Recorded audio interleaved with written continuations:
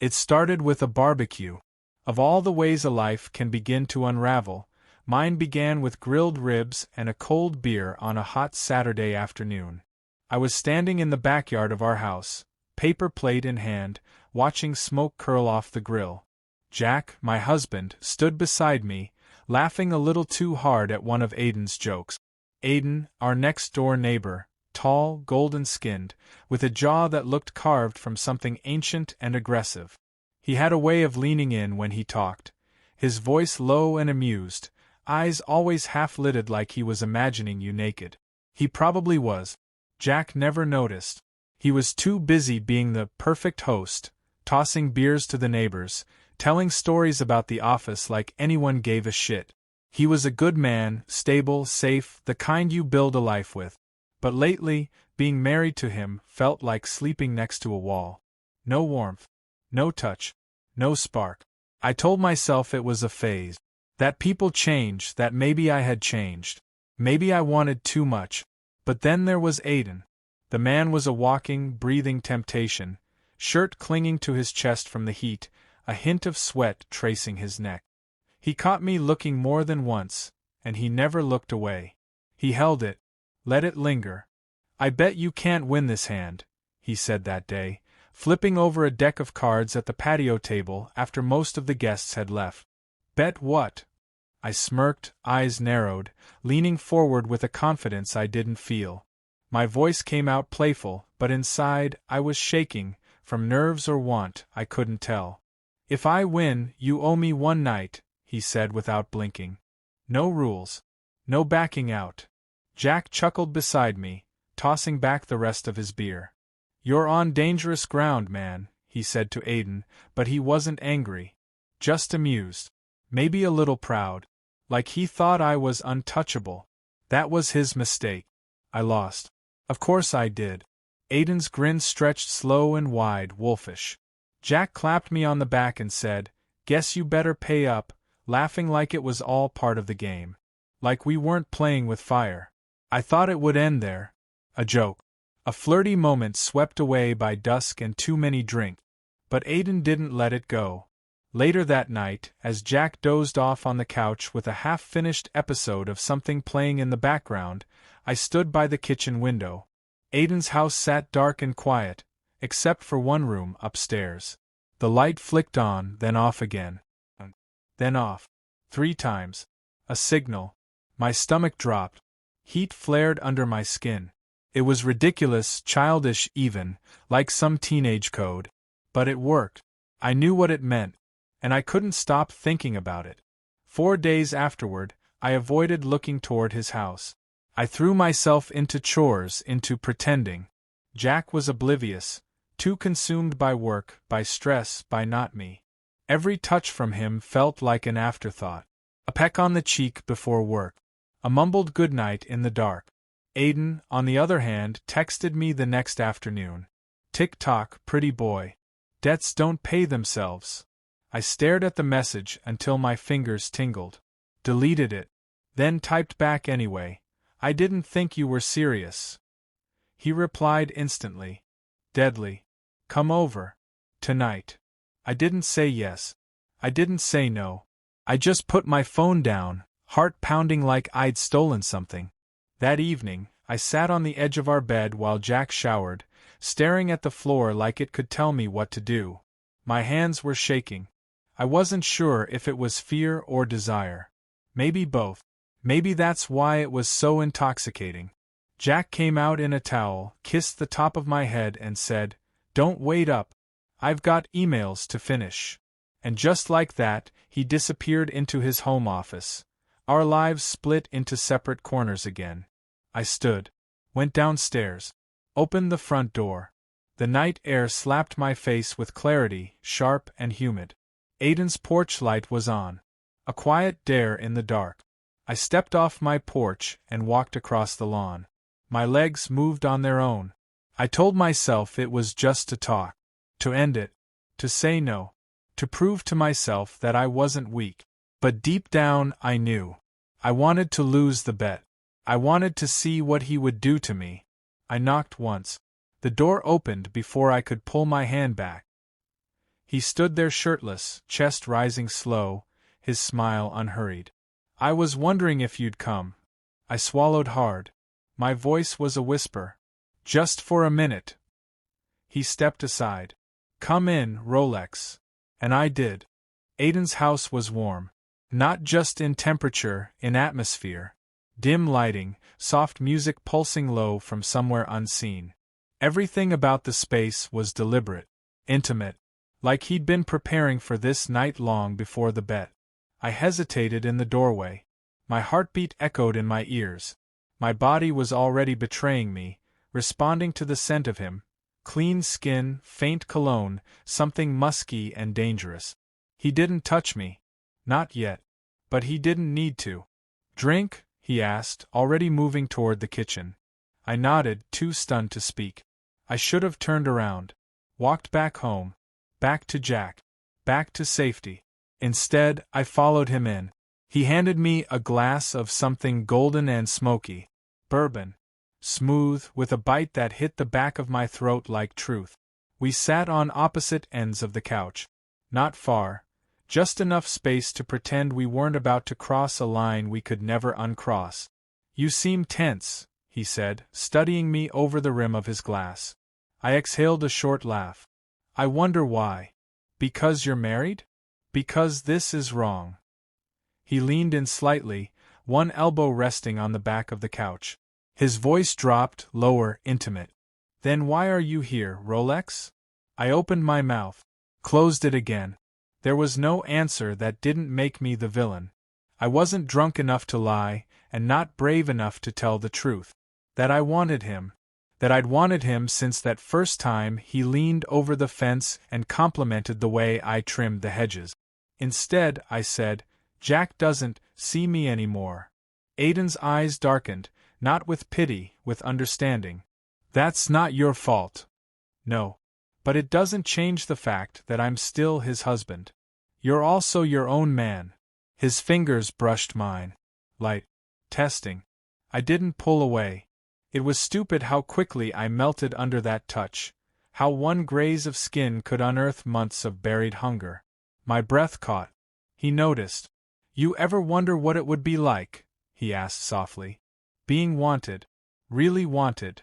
I looked up at him, and in his eyes I saw no mockery. No judgment. Just fire. Honest, brutal heat. I think about it all the time, I whispered. That was all it took.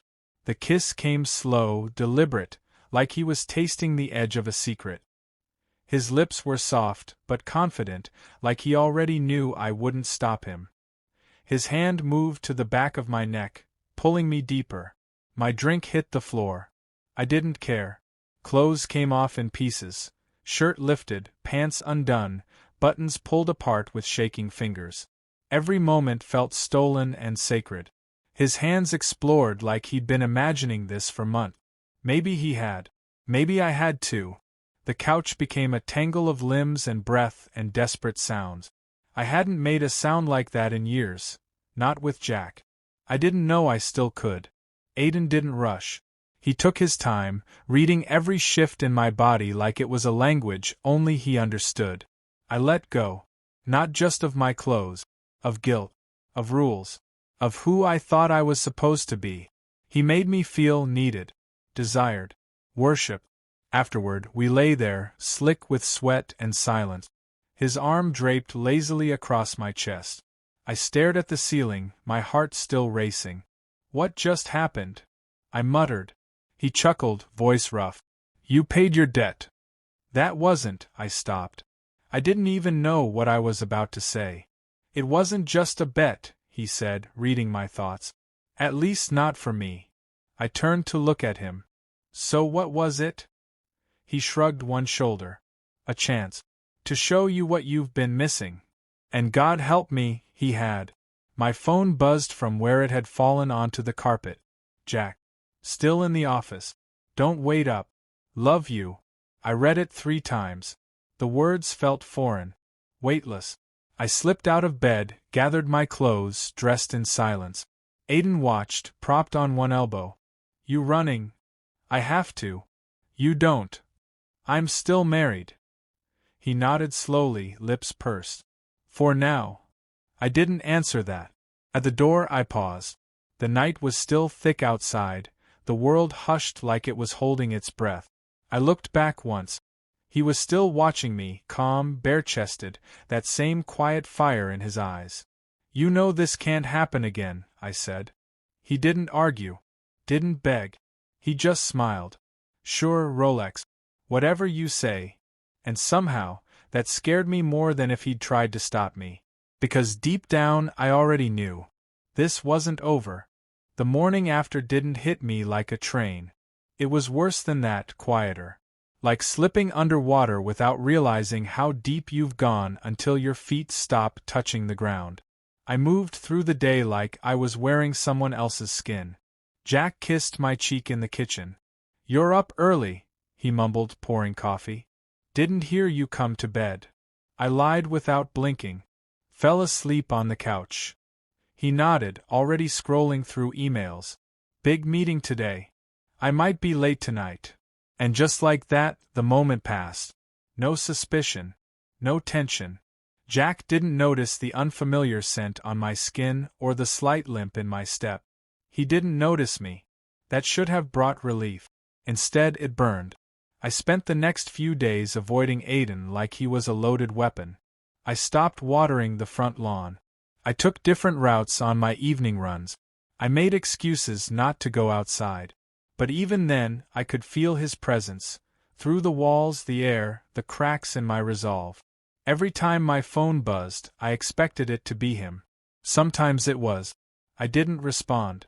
And when I didn't, he didn't push. Which only made it harder. Because he was giving me space. Because he wasn't chasing me. Because he knew I'd come back. Jack tried. I'll give him that.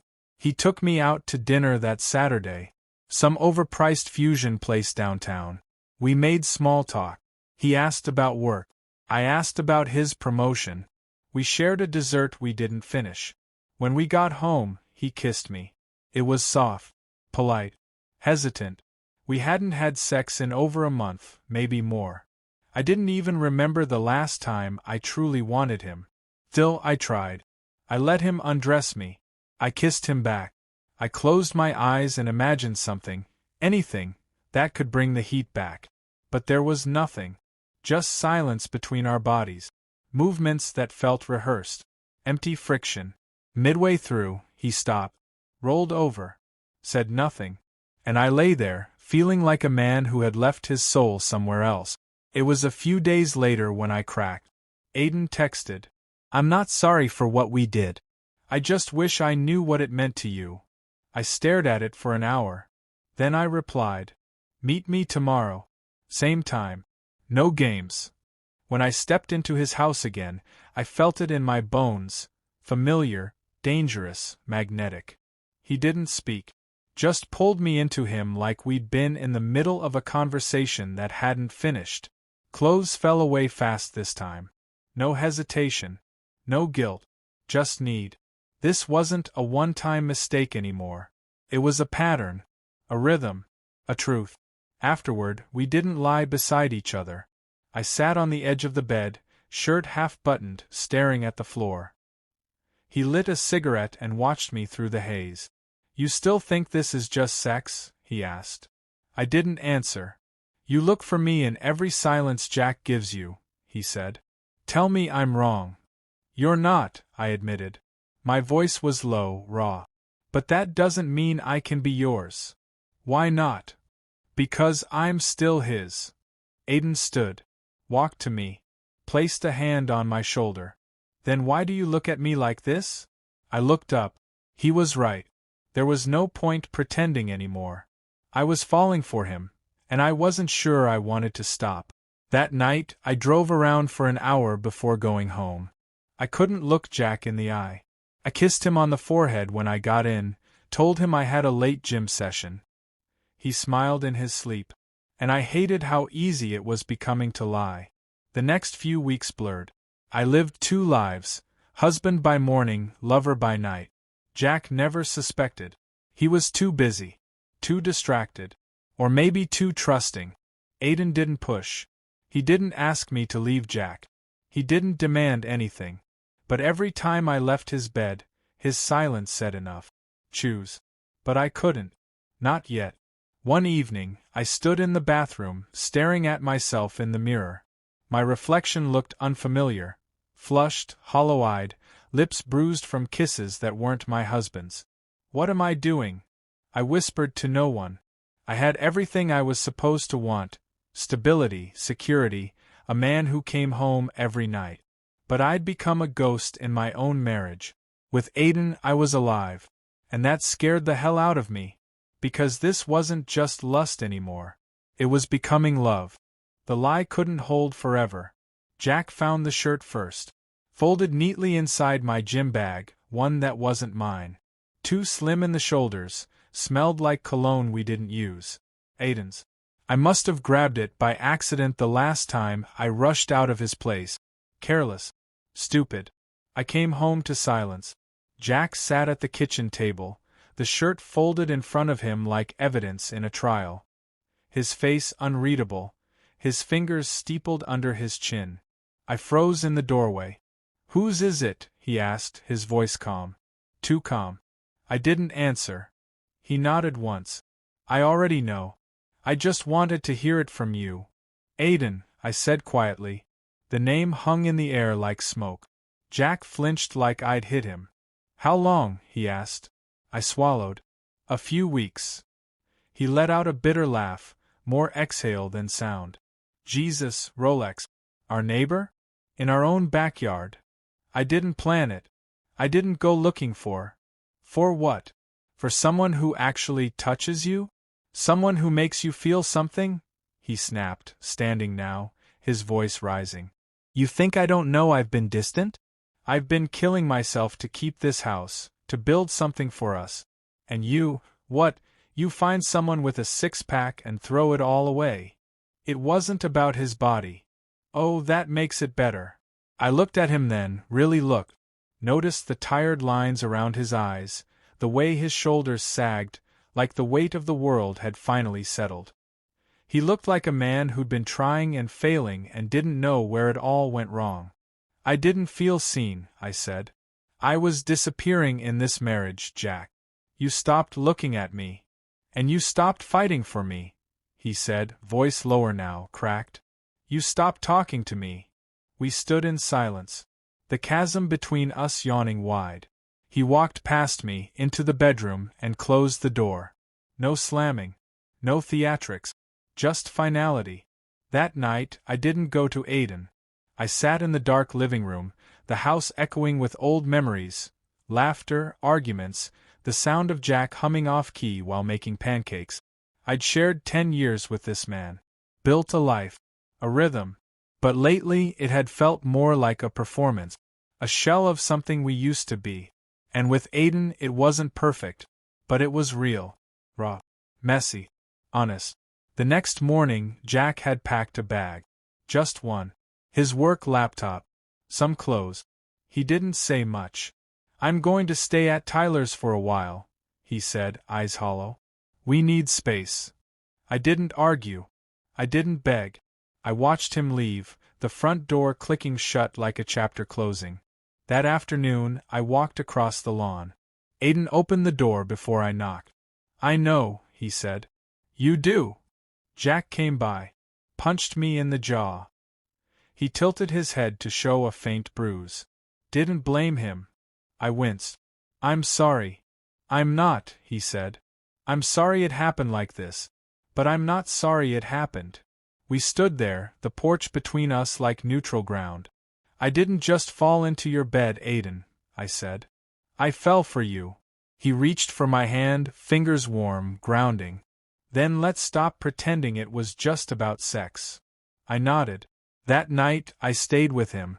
Not because I was escaping. Because I was choosing. It wasn't a clean break. Jack and I met a few times after. For closure. For paperwork. For silence we didn't know how to fill. There were tears. Regret. But also something close to relief. He deserved someone fully present. Someone who didn't have one foot out the door. So did I. With Aiden, things weren't easy. He wasn't a fantasy. He was flawed, demanding, stubborn as hell. But he showed up. Every day. Every night. He looked at me like I mattered. Like I was wanted. One night, weeks later, I lay in his bed, his arm across my chest, breath warm against my neck.